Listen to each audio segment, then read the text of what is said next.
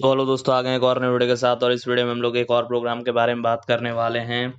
तो चलिए आइए वीडियो में आगे बढ़ते हैं। तो उससे पहले मैं आप तो यहाँ पर आप देख पा रहे हैं, अगर यहाँ पर इनपुट में दिया है 10 और उसके रेस्पेक्टिव आउटपुट है यहाँ आपका 33। तो यहाँ पर करना क्या है इस प्रोग्राम में आपको करना ये है कि ये वाला जो आप देख पा रहे हैं, ये आपको एक टर्म दे दिया, जैसे कि 10th टर्म या 15 टर्म या यहाँ पे 21 दे रहा 21st टर्म। तो इस तरह से आपको 10th टर्म ऐसा खोज के निकालना है, एकदम शुरू से स्टार्ट करना है। शुरू से स्टार्ट करके आपको 10th टर्म ऐसा खोज के निकालना है जिसका सारा डिजिट जो है वो हो जाए आपका, क्या बोलते हैं, प्राइम। मतलब कि दोनों डिजिट या फिर सिर्फ सिंगल सिंगल डिजिट है तो वो प्राइम हो। जैसे कि यहाँ पर आप देख पा रहे हैं, ये 33 का दोनों डिजिट प्राइम है, 222 का दोनों डिजिट प्राइम है। कोई भी डिजिट ऐसा नहीं हो कि आपका प्राइम नहीं हो। आपका जो भी आप नंबर डालेंगे, मतलब कि जैसा कि आपने 10 डाला, तो पूरा आप सीक्वेंस में चलेंगे, 1 2 3 4 5 6 7 8 ऐसे कर कर खोजते हुए चलेंगे। और आपको जैसे जैसे नंबर मिलते जाएगा वैसे वैसे आप अपना फ्रीक्वेंसी बढ़ाते जाएंगे। जैसे ही 10वां नंबर मिलता है, 10वां नंबर जो मिला, मतलब 10th डिजिट जो मिला आपका, 10th डिजिट यानी क्या, 10th नंबर जो मिला आपका, उसको चेक करना है कि उसका जो आपका डबल डिजिट हुआ तो दोनों डिजिट प्राइम होना चाहिए, ट्रिपल डिजिट हुआ तो तीनों डिजिट प्राइम होना चाहिए। तो ऐसे करके आपको एकदम सीक्वेंस में आगे बढ़ना है। सीक्वेंस में जो 10वां नंबर आ रहा है, जैसे कि मान लीजिए 10th नंबर आपका यहाँ पर 33 आ रहा है, तो आपको 33 प्रिंट कर दिया। 21st नंबर आपका 222 आ रहा है, जिसका तीनों डिजिट यहाँ पर प्राइम है। तो आपको उसी तरीके से चेक करना है कि जो नंबर है उसका दोनों डिजिट प्राइम है या नहीं, या तीनों डिजिट या जितना नंबर ऑफ डिजिट है उतना प्राइम है कि नहीं। तो चलिए आइए इसको कोडिंग में देख लेते हैं।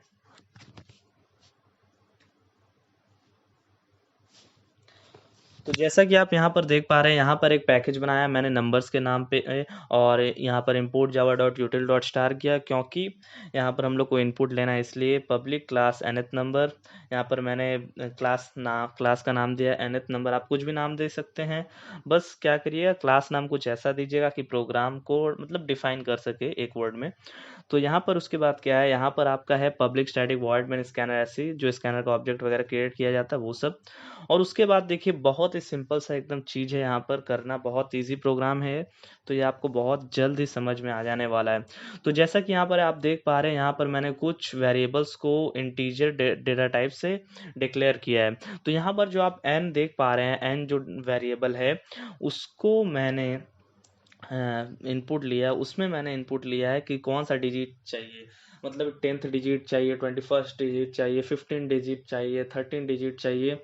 तो यहाँ पर वो इनपुट आपका n में आ गया। और ये जो a है, a को मैंने 2 से इनिशियलाइज किया, और p वगैरह ये सब जो आप देख पा रहे हैं, ये आपको आगे प्रोग्राम में पता चलने वाला है।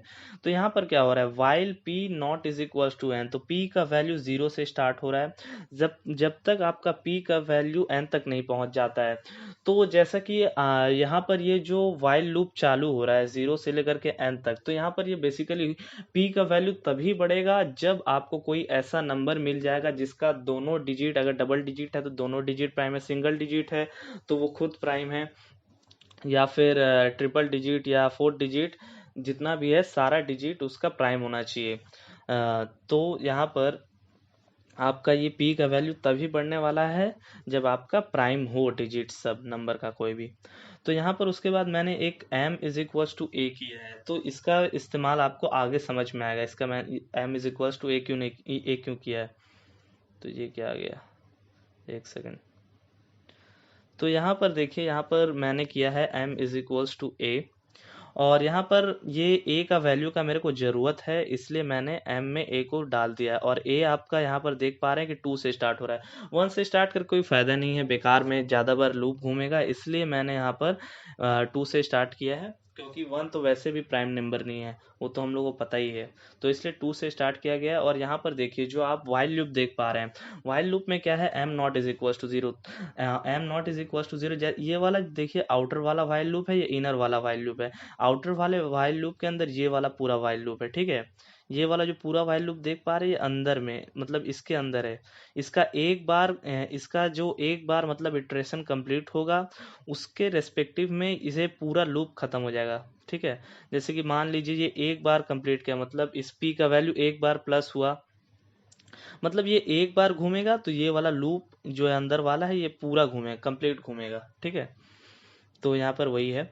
तो यहाँ पर क्या हो रहा है कि m not is equal to 0, तो m में आपका अभी क्या स्टोर है 2, तो जब तक 2 का वैल्यू 0 के बराबर नहीं हो जाता है तब तक ये लूप घूमता रहेगा। तो यहाँ पर अंदर में क्या है, d is equal to m mod 10, तो d में उठा लिया m मॉड 10, 2 मॉड 10 कितना होता है 2, रिमाइंडर जो बचता है तो 2 ही होगा, d में 2 स्टोर हो गया।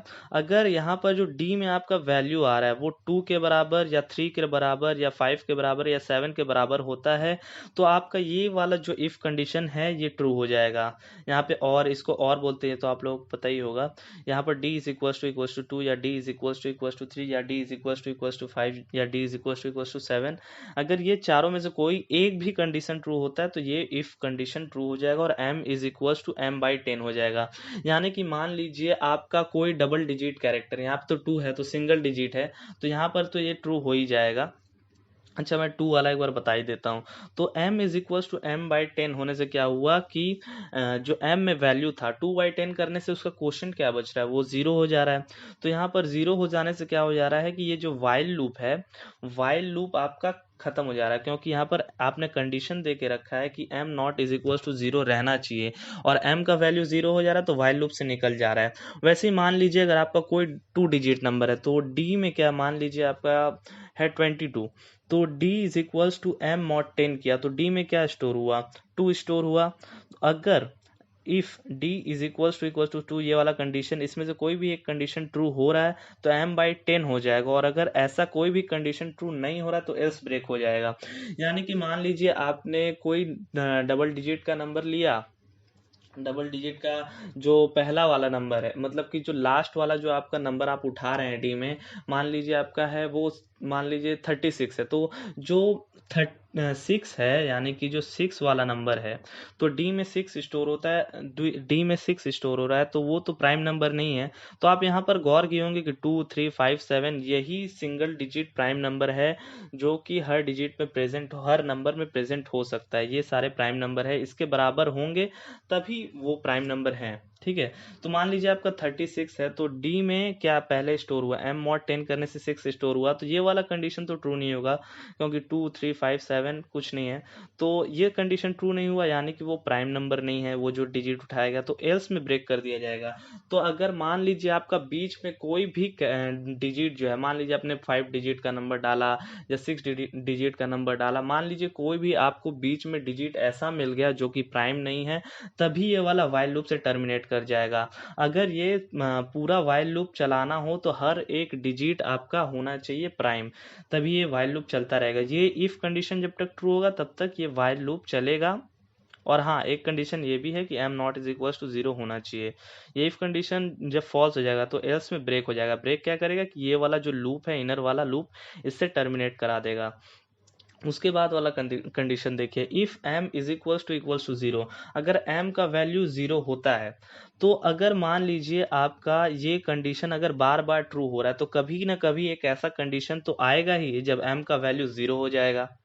ये इफ कंडीशन अगर हर बार ट्रू हो रहा है, मतलब कि जो डिजिट उठा रहा है एक नंबर का वो हर बार प्राइम मिल रहा है, तो m/10 करते रहने से एक बार तो 0 आ जाएगा। मान लीजिए 36 है तो डी में पहले उठाया, मान लीजिए आपका 33 है, मान लीजिए आपका 33 है, 33 में डी जो उठाया तो पहला वाला डी चेक किया कि ये कंडीशन से मैच करा, तो ये कंडीशन से मैच कर गया, m/10 हो गया। तो फिर m में क्या बच गया, m में बच गया आपका 3। तो उसके बाद वापस से चेक किया कि m not is equal to 0 वाला कंडीशन ट्रू हो जा रहा है, फिर d में उठाया, 3 मॉड 10 करने से d में क्या स्टोर हो गया 3। तो फिर ये इफ कंडीशन चेक किया, ये इफ कंडीशन वापस से ट्रू हुआ और m/10 हुआ। तो m/10 होने के बाद क्या हो जा रहा है 0। तो वाइल लूप से तब अगर ये पूरा वाइल लूप कंप्लीट करके टर्मिनेट हो रहा है, यानी कि जब m का वैल्यू 0 हो रहा है तब टर्मिनेट कर रहा है, उसके पहले अगर टर्मिनेट नहीं कर रहा है तो आपका m में क्या वैल्यू आ जाएगा, 0 आ जाएगा। और अगर ऐसा हो रहा है, अगर पूरा लूप चल रहा है, इसका मतलब आपका सारा डिजिट प्राइम है। तो अगर ये if if condition is equal to 0 हो रहा है तो p का वैल्यू प्लस प्लस हो जा रहा है। तो जब आपको कोई ऐसा नंबर मिलेगा जिसका हर एक डिजिट प्राइम है तब ये p का वैल्यू बढ़ रहा है, नहीं तो a का वैल्यू अपने आप बढ़ते जा रहा है। a का वैल्यू हम लोग 2 से स्टार्ट किए थे तो 2 चेक करेगा, फिर 3, फिर 4, फिर 5, ये a का वैल्यू बढ़ेगा और ये लूप घूमते रहेगा, क्योंकि p का वैल्यू जब तक ना कि n के बराबर हो जाता है, जो आपने टर्म डाला है उसके बराबर नहीं हो जाता, तब तक ये लूप घूमते रहेगा। तो ये वो p का वैल्यू तभी बढ़ेगा जब आपको ऐसा नंबर मिलेगा जो कि प्राइम है, मतलब जिसका सारा डिजिट प्राइम है। अदरवाइज यहाँ पर a प्लस प्लस हो जाएगा और वापस से ये घूमने लगेगा। अगर प्लस प्लस हो जाएगा जब तक कि p not is equal to n है, फिर वापस से घूमने लगेगा, फिर अंदर वाला इसी तरह से चलते रहेगा।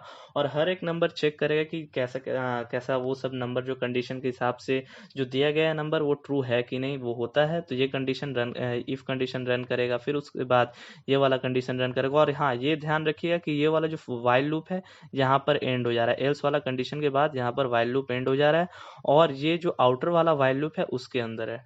ठीक है, और ये यहाँ पर हो गया आपका आउटर वाला वाइल लूप भी एंड। और उसके बाद आपने प्रिंट करा दिया कि your required number is a-1। तो लास्ट कंडीशन में जब टर्मिनेट करेगा, यानी कि p का वैल्यू जब 10 के बराबर हो जाएगा, तब a का वैल्यू वापस से एक बार और बढ़ जाएगा। यानी कि आपका मान लीजिए a में 33 स्टोर है और आपने n में डाला है 10, तो जब आपका p का वैल्यू 10 होगा तो a में कितना स्टोर, a में 33 तो पहले से स्टोर रहेगा, और प्लस प्लस करने से वापस से क्या हो जाएगा, वैल्यू बढ़ जाएगा, आपका वैल्यू हो जाएगा 34। तो इसलिए यहाँ पर a-1 करा दिया और ये ब्रैकेट वगैरह क्लोज हो गया है। उसके बाद आइए चलिए प्रिंट करके देख लेते हैं।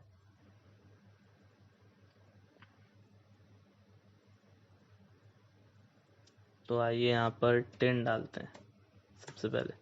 तो ये आप देख पा रहे हैं कि योर रिक्वायर्ड नंबर इज 33। यहाँ पर 21 भी डाल के देख लेते हैं, 21। तो यहाँ पर आप देख पा रहे हैं कि योर रिक्वायर्ड नंबर इज 222। या आप कुछ भी रैंडम नंबर डाल सकते हैं, डिजिट आपका मतलब टर्म आपको कौन सा चाहिए। तो यहाँ पर डाल देते हैं 45, डाल के देखते हैं कितना क्या आ रहा है। तो यहाँ पर आप रिक्वायर्ड नंबर देख पा रहे हैं 352। तो इसी तरह से ये आपको नंबर आपका डिजिट टर्म के हिसाब से आपका नंबर रिटर्न कर देगा। तो आशा करता हूँ कि आपको ये वीडियो पूरा समझ में आया होगा।